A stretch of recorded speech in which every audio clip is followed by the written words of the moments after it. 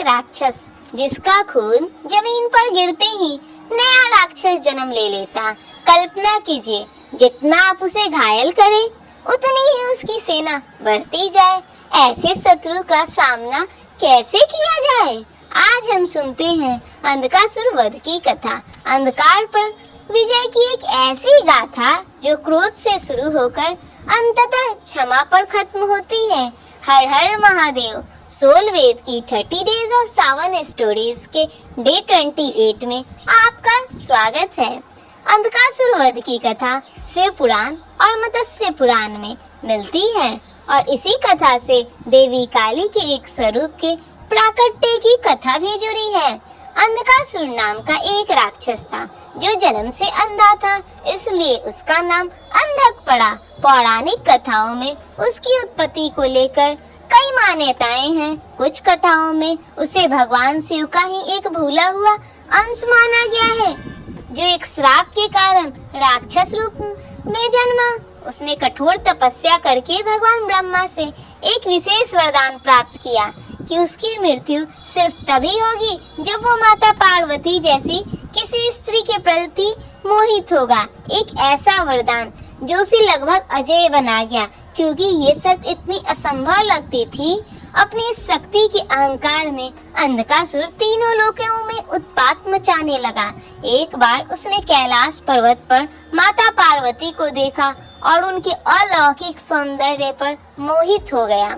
उसने उन्हें अपहरण करने की और अपनी पत्नी बनाने की कोशिश की। यह देखकर भगवान शिव अत्यंत क्रोधित हुए और उन्होंने अंधकासुर के साथ भीषण युद्ध शुरू किया। पर युद्ध के दौरान एक बहुत बड़ी समस्या सामने आई। अंधकासुर को एक और वरदान प्राप्त था कि उसके रक्त की हर बूंद जो जमीन पर गिरेगी उससे एक नया अंधकासुर जन्म लेगा। सोचिए इस स्थिति की भयावहता।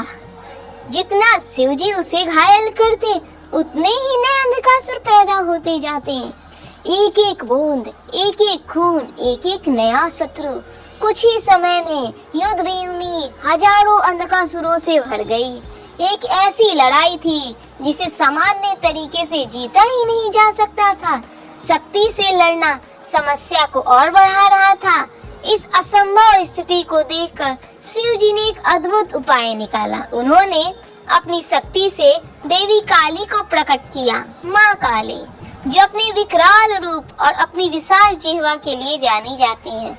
माँ काली युद्ध भूमि में उतरी और जैसे ही अंधकासुर के शरीर से रक्त की कोई बूंद जमीन पर गिरने वाली होती, माँ काली अपने जिह्वा से उसे जमीन पर गिरने से पहले ही पी लेती। एक एक बूंद बिना चुके, बिना एक पल की देरी के हर तरह नए अंधकासुरों का जन्म रुक गया। अब शिवजी और माँ काली दोनों मिलकर अंधकासुर को कमजोर करते गए, बिना उसकी सेना बढ़ने का खतरा उठाए। आखिरकार घायल और शक्तिहीन अंधकासुर परास्त हुआ। पर यही कथा का सबसे मार्मिक मोड़ आता है। अपनी अंतिम सांसों में उसे अपने किए पर गहरा पश्चाताप हुआ। उसने शिवजी से क्षमा मांगी और सच्चे मन से उनकी शरण में आ गया। शिवजी, जो अपने भक्तों पर चाहे वो कितने भी बड़े अपराधी क्यों ना रहे हो, बहुत जल्दी प्रसन्न हो जाते हैं। उन्होंने अंधकासुर को क्षमा कर दिया। कुछ कथाओं के अनुसार शिवजी ने उसे अपने गणों में शामिल कर लिया, जहां वो भृंगी नाम से जाना गया। शिवजी का परम भक्त गण, जिसकी कथा हमने अर्धनारीश्वर वाले में दिन भी सुनी थी। या देवी सर्वभूतेषु मातृरूपेण संस्थिता नमस्तस्यै नमस्तस्यै नमस्तस्यै नमो नमः। जो देवी समस्त प्राणियों में मातृ रूप में विराजमान है, उन्हें बार बार नमस्कार है। ये श्लोक देवी काली की उसी करुणामयी शक्ति को नमन करता है जिसने अंधकासुर के रक्त की हर बूंद को रोककर अनंत विनाश को थामा। अंधकासुर वध की कथा हमें कई गहरी सीख देती है। पहले, कुछ समस्याएं सीधे टकराव से हल नहीं होती, बल्कि उनकी जड़ को समझकर सही रणनीति से हल होती है। शिवजी ने सीधी लड़ाई नहीं, बल्कि समस्या के स्रोत रक्त की हर बूंद को नियंत्रित करने का तरीका खोजा। दूसरी और सबसे गहरी शायद सबसे बड़ा अहंकार भी सच्ची भक्ति और पश्चाताप के आगे आत्मसमर्पण कर देता है। अंधकासुर जिसने इतना बड़ा अपराध किया, इतना बड़ा उत्पात मचाया, वो भी अंततः क्षमा पा गया, क्योंकि उसने अंत में सच्चे मन से पश्चाताप किया। आज के जीवन में भी जब हम किसी बड़ी समस्या से जूझते हैं, जैसे अंधकासुर के रक्त की हर बूंद से नया संकट पैदा होता था, तो कभी कभी सीधे संघर्ष से समाधान नहीं मिलता। समस्या की जड़ को समझकर सही रणनीति के साथ उसका सामना करना पड़ता है। और ये कथा हमें ये भी सिखाती है, किसी को भी चाहे कितनी भी बड़ी गलती की हो, सुधरने और माफी मांगने का मौका देना एक गहरी मानवीय दिव्य गुणवत्ता है।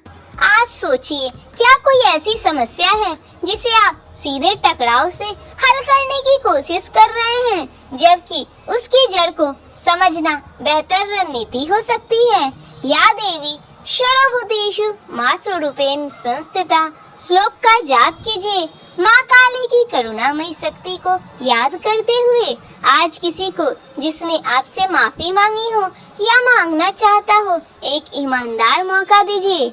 हे माँ काली, हे भोलेनाथ, हमें वो बुद्धि दीजिए जो समस्याओं की जड़ को समझ सके, सिर्फ उनके लक्षणों से ना लड़े, और हमें वो बड़ा हृदय दीजिए जो सच्चे पश्चाताप को पहचान सके और क्षमा का रास्ता चुन सके। अंधकार से प्रकाश की ओर सोल वेद के रिचुअल फाइंडर में सुरक्षा से जुड़े व्रत उपाय मिलेंगे। कल सुनिए व्रत निर्णय काल की कथा, एक ऐसी कथा और एक ऐसी बात जो हर उस भक्त के लिए राहत की खबर है जिसका कोई व्रत बीच में छूट गया हो। और अगर आपको ये वीडियो पसंद आया हो तो इसे लाइक, शेयर और सोलवेद को सब्सक्राइब करना ना भूलें, ताकि रोज की कथा आपसे ना छूटे। Soulveda, your everyday spiritual destination. हर हर महादेव।